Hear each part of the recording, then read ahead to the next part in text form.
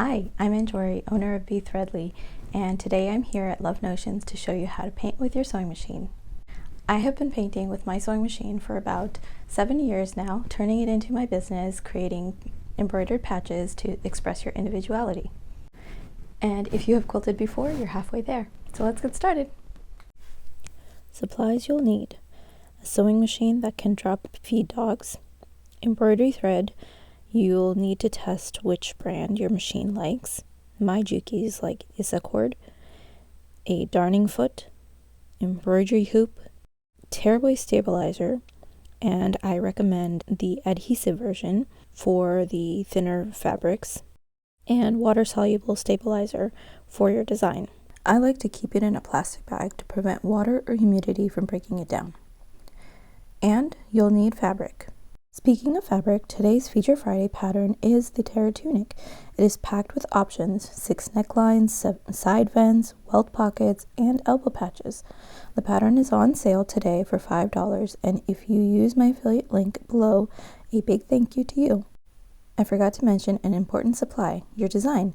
Because you are in control, the design choices are limitless. You can make a simple design of stars or hearts, or a more intricate design like I have here.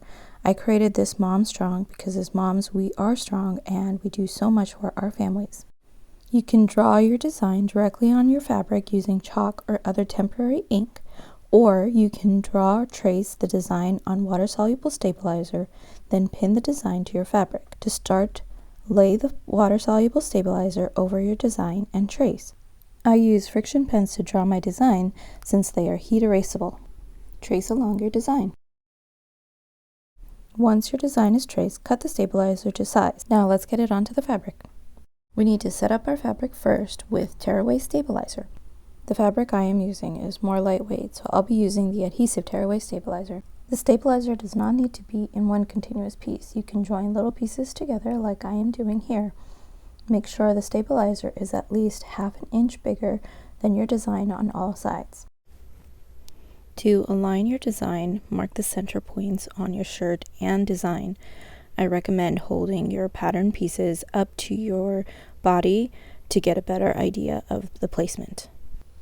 Once you have the placement, mark the outer edges of your design. You'll be adding the tearaway stabilizer to fit at least ½ inch outside of these lines. Then you'll pin or adhere your stabilizer. Use your center markings to get the placement just like you want it, and then pin. Time for the embroidery hoop. You'll be placing it upside down. The hoop with the screw goes under the fabric, and you'll attach the other hoop from the top.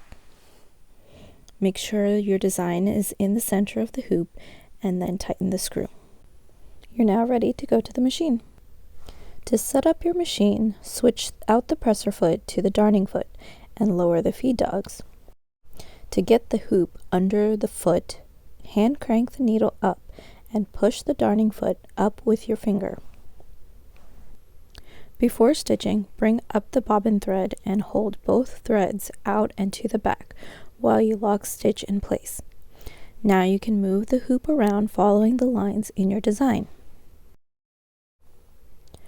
Make sure to go over the lines 2 to 3 times for the design to stand out real well. To get a consistent look, move the fabric at a constant speed.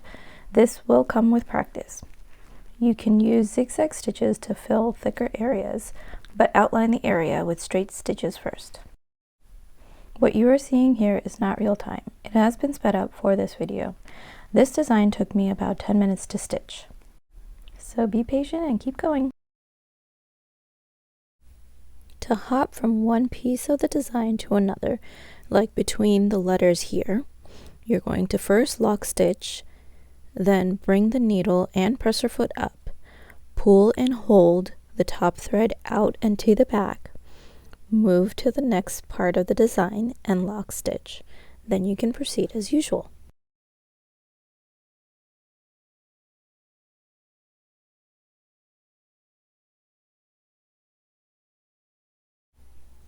Once you're done stitching, remove your hoop from under the machine.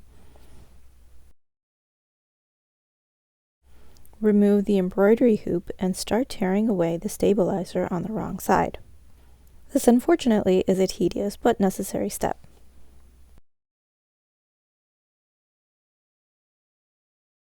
You can use tweezers to help you pull out the stabilizer in small areas. Just make sure that you're not pulling your fabric. Once you have all of the tearaway stabilizer off, and before you dissolve the water-soluble stabilizer, take it to the iron to erase all the pen lines. Now it's time to dissolve. Dunk the section of fabric into the water and massage the gluey substance off. Pat it with a towel and let it dry before finishing your Terra Tunic. I love how this design turned out so much that I created 2 patches from it. And I hope you enjoyed this tutorial and have been inspired yourself to paint with your sewing machine. And don't forget to grab your Terra Tunic. It's $5 until the end of today. Thanks for watching.